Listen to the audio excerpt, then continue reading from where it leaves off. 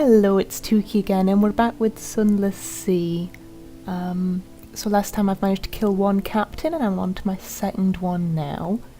So I'll just start that back up again. Okay, so I had a quick read through about what's best for me to do, some little tips and tricks. I found out maybe being bold is probably the best option, because it sounds like you die fairly often, like you should just get used to it. And the best way to do that is to just throw yourself out there. Also, it said every time I dock somewhere, and I should do that wherever I can, that I should just do anything that's possible there, like have a real good look round, a good read round, and see what there is for me to do. 'Cause before I was pretty much just glancing it over really quickly. So I get to pick again. The past. Continue. I might go for something a little bit different this time, so... Oh no, I thought I inherited the iron from the last one, but apparently not, so I just get to pick from scratch. I'll try something a bit different then. Which is the one that gives you better, chance to do quests? That sounds good. Fails. Be a street urchin. Okay. So this time I've got a gunner instead of the chef.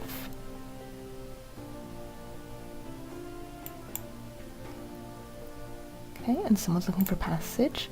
So last time I was looking for father's bones, and this time I think I'll go for wealth. I fancy being rich. There we go. Okay, I'll be madam this time.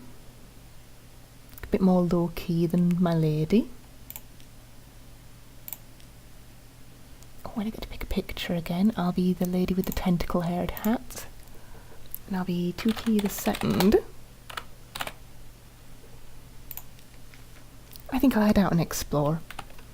So I think maybe instead of going straight down to the south, I'll just head straight out into the darkness this time and see what happens.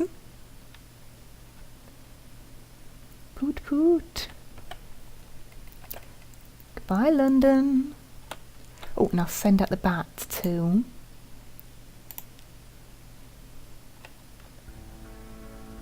There we go. Hunter's Keep to the northeast. Oh, what's this out here?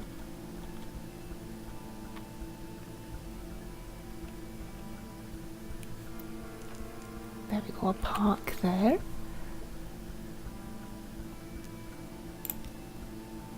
Speak to the crew. Also, if you stop and speak to people every time, you get some oh, I've lost the news. But I get a sea story in an exchange.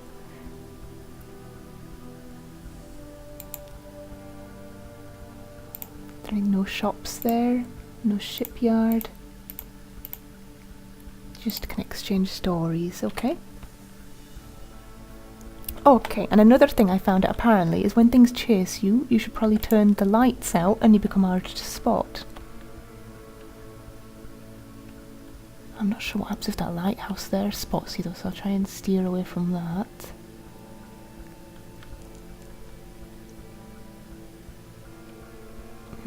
Yes, I was looking at a little article that was about things you should probably do when you first start out playing this, and it was just saying just be brave and don't stick to the edge of the world on the other side, just head straight out and just have fun with it, because you will die, often and frequently.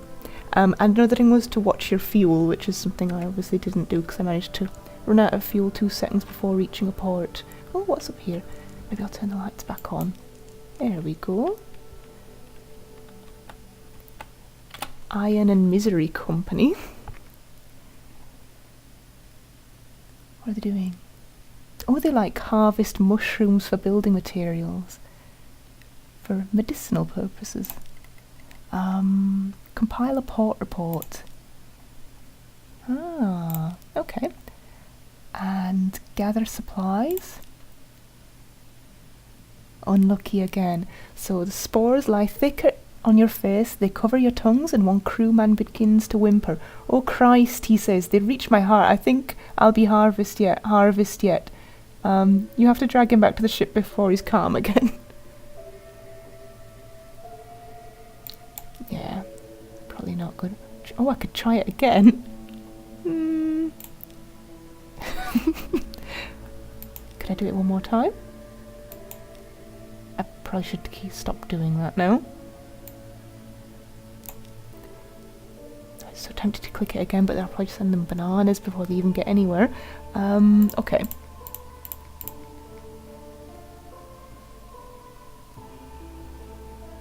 I don't know, is it a good idea to buy more fuel? No, I'll risk it and keep going. Okay, off again. So yeah, I think I'll try for the most part to just keep heading to the east.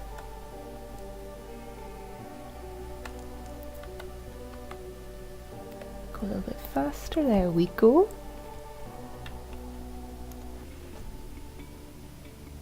Ah, it steered away. Too scared. Oh, it's because crabs are chasing. Oh, those are so cool. So what's this that we're driving through? Like sphinxes, the salt lions. Oh, I can park up here. There we go. Okay. Two basalt beasts, cathedral-sized, they frown eternally at each other across the black waves. The north one carries an encampment. A creeping human figures eat away at its features like rot. Picking. There's a supply dock below. Visit the unmakers. What are they doing?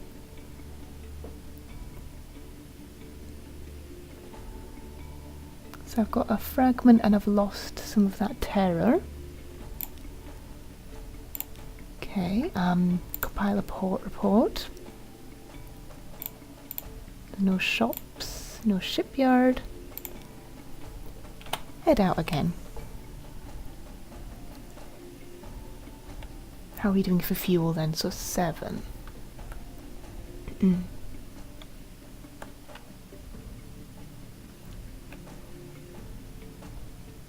So this is like a huge city on the water then. All divided into different districts. Okay, here lies the palaces of Khan and his court, each a fortress to itself. Sleek lords and ladies in belted robes breakfast on balconies. An unlikely antelope peeks at you from a park. Guns rotate easily on motorised gimbals. And all of these are locked, apart from, what's this one? Cruise past the clan palaces. Khan's glory has a steely beauty, but the clan lords are ever suspicious of spies, and those gun encampments are vigilant. Let's try. Oh, I succeeded. So, let's see. Light blazes from every gate and window. You glimpse guards in gleaming uniforms, subterranean gardens of mauve and purple, hanging ornaments of scaled carnelian and jade, statues of warrior Khans past.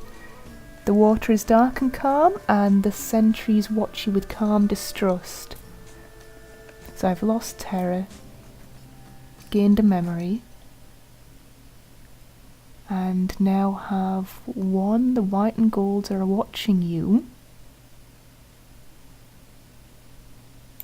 So what shops are there? None. No shipyards. Is that all I can do here? That's the one I just did, isn't it? I won't do that again, just in case something bad happens. Okay, I'll self again. Oh, the sea of lilies. Oh, and there's a house. What's it called?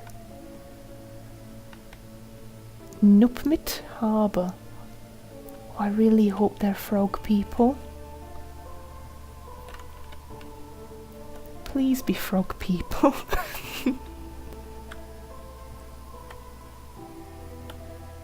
And please have a shop. There we go. Compile a port report.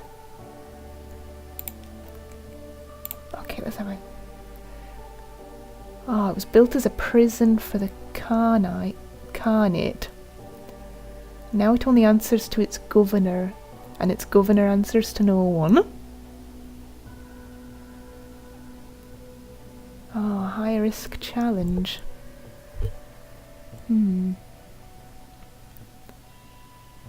Probably shouldn't press that. Oh good, you can buy fuel here. I think I'll just spend everything on fuel. There we go.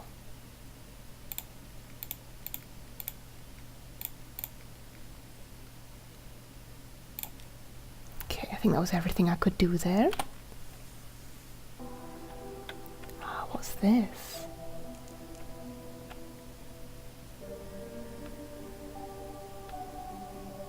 Nuncio. Ah, there we are.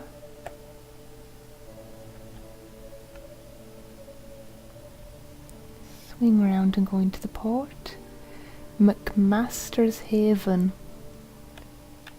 Oh, and the Finknottle Vortex. That looks lovely. I'll just go this way instead. I hope that just stays where it is and doesn't move then. There we go. Nuncio.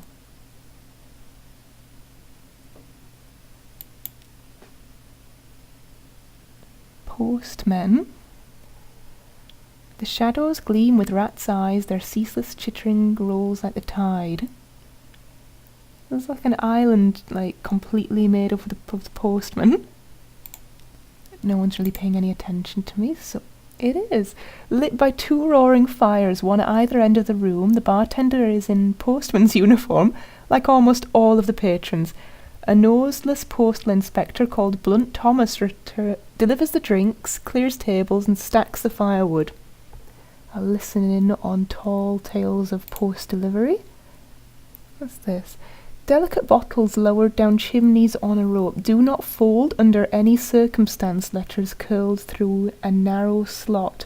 Rattling, groaning crates brought back to the same addresses every day for 22 days running.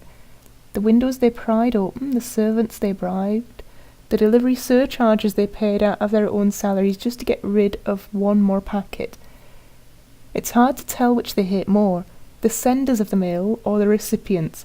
Stands to reason if the message was a welcome one, they'd tell the other fellow in person, reflects the hairless postwoman. I love that idea, just a place made up entirely of just one occupation, like a post people. Ask why the local currency consists of rats. 2 strings of rats for a pint of ale, 3 strings for wine, 5 for the tolerable brandy under the bar.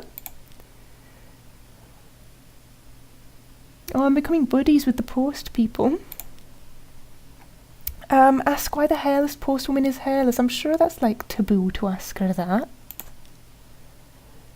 No, she didn't. Don't think she liked that. Okay, I've got to watch what I click then. I'll ask about the statue. That seems polite. It's a monument.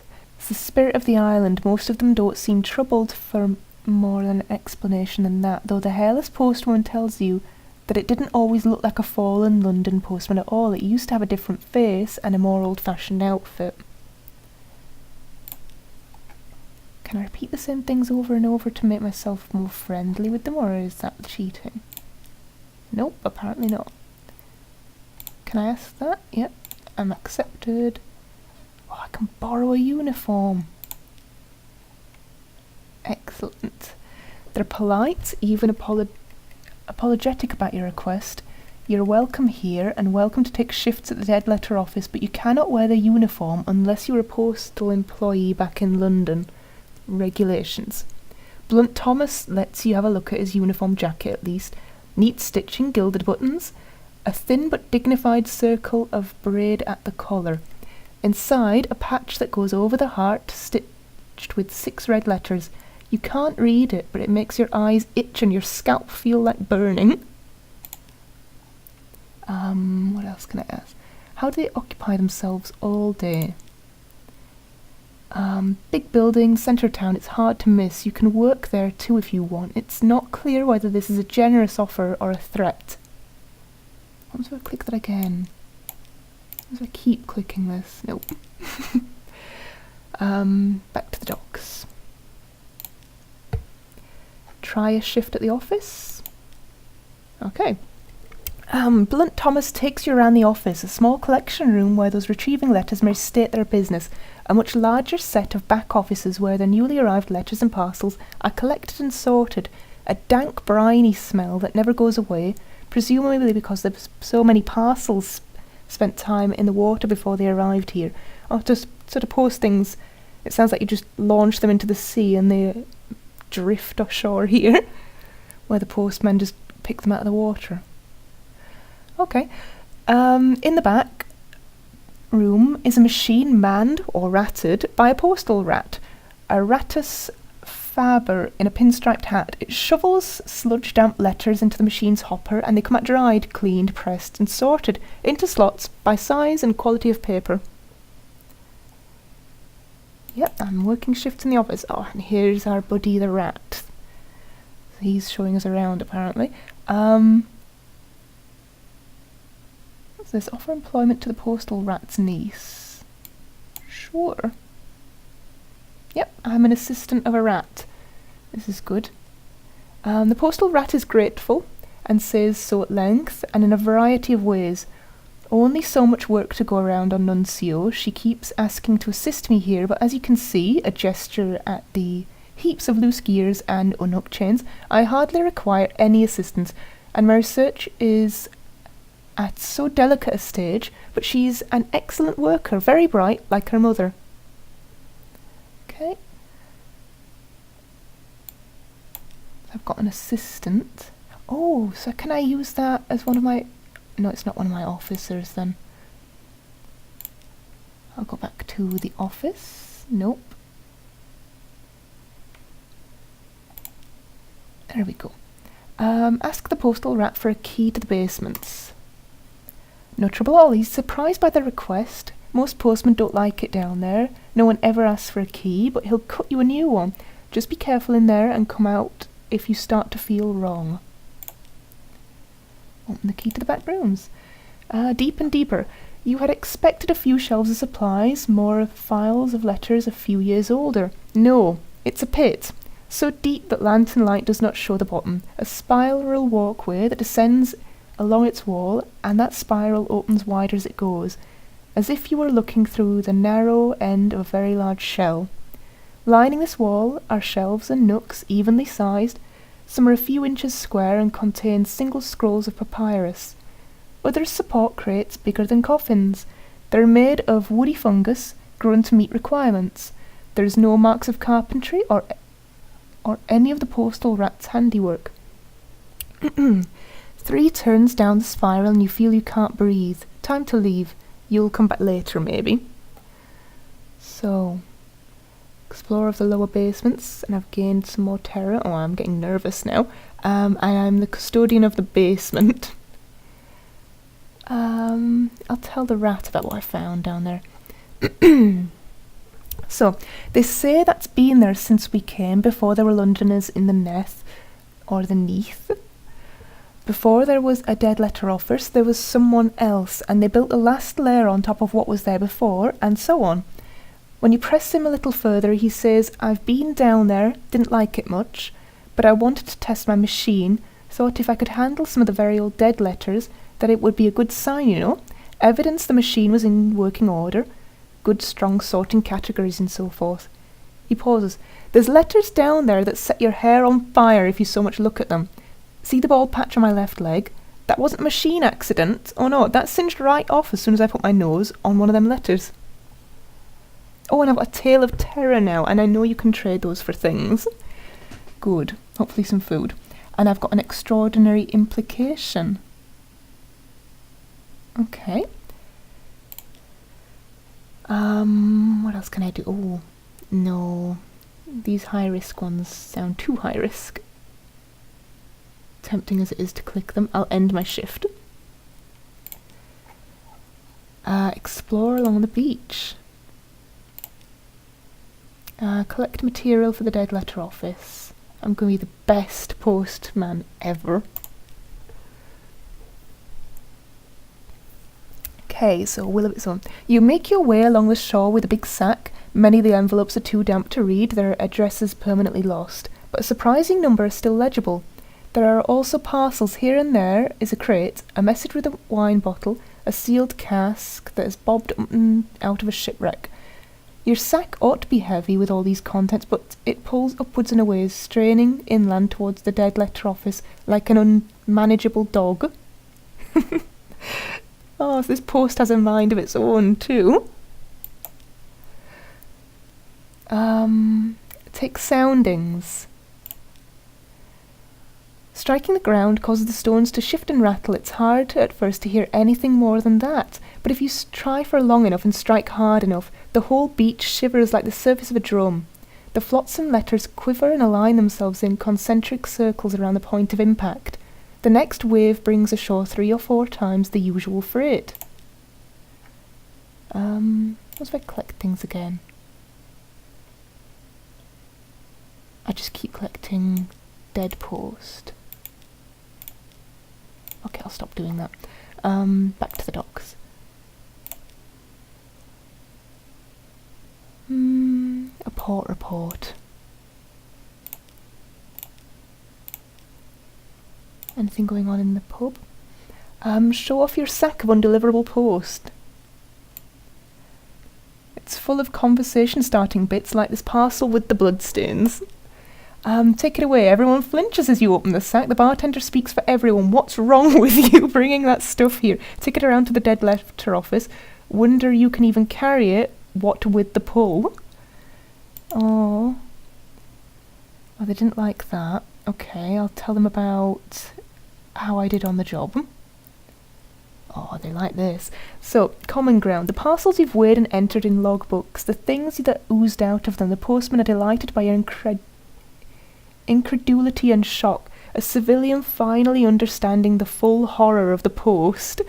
They have stories even worse than those, let me tell you. Hang on a moment. Postmaster Scritch, we've all heard your rubbery lump story already. It's nothing to the tomb colony pickled. Pickled what is what I want to know. What about that soothe and Cooper crate, and how we had to scrape bits off the masonry? Do you remember? Continue. Ask about the cabins under the office. Perhaps not. You don't get very far into your questions before the hairless postwoman stands up and goes over to the fire, holding herself tightly. She's whispering. Nothing coherent. Fire clean, smooth, down the bone. No excuse. Smooth, little back hairs. Still your fool tongue, says blunt Thomas. Okay. So I think she got bald by going down in the cellar, then if it burnt all the hair off the rat's leg. So she knows something about that. What if I keep asking to borrow? Yep, they like it if I just keep asking to borrow clothes from them. I'll go back to the office with all my letters. Click. There we are. Feed my undeliverable letters into the sorting machine. The gleaming hopper awaits. 52 categories. After prolonged whirring, the machine begins to distribute 7 invitations, edged in gilt, into the correspondence of the aristocracy slot. 2 oversized parcels, probably containing books, into the books tray, and 1 stamped bronze tablet that drops with a clang into the bin marked First City. The postal rat watches all this with an air of satisfaction. You've lost 1 dead post. New total is 3. I don't think anything's changed there then. So I can just keep dropping things into the post. I'll just keep doing that then. Get rid of all this touch. No, I shouldn't click that high risk one. End my shift.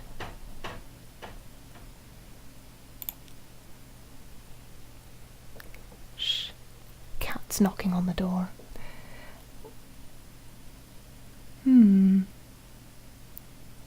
I think I've done pretty much everything I can there.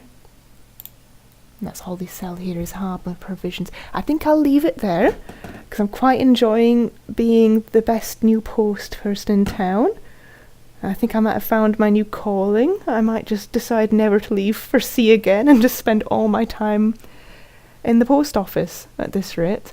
But I think I might have to set out again. I don't know what I'm going to do because it looks like I'm about to starve the entire crew next time I head out, and it doesn't look like there's anything to eat here. So that should be interesting. Thank you ever so much for joining and listening along. Yep, and hopefully I'll see you next time. So ta-ra! Thank you.